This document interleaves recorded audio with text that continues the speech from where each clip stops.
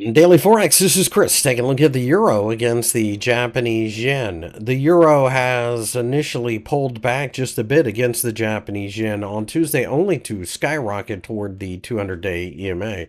This is a pair that I think, given enough time, will probably try to break above the 162 yen level.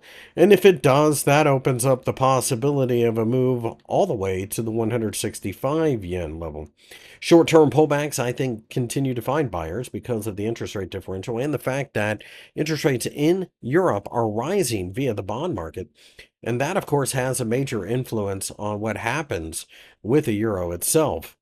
The Japanese yen, by contrast, has the Bank of Japan uh, and its ultra loose monetary policy, despite the fact that it's probably going to raise interest rates one more time.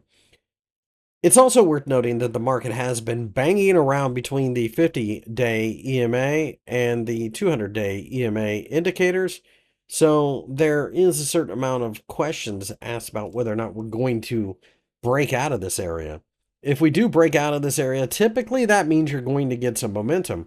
And as things stand right now, and also taking into account the size and strength of the candlestick for the trading session on Tuesday, I do favor the upside. I don't like paying swap at the end of the day anyway, and generally over the long term, that's a loser.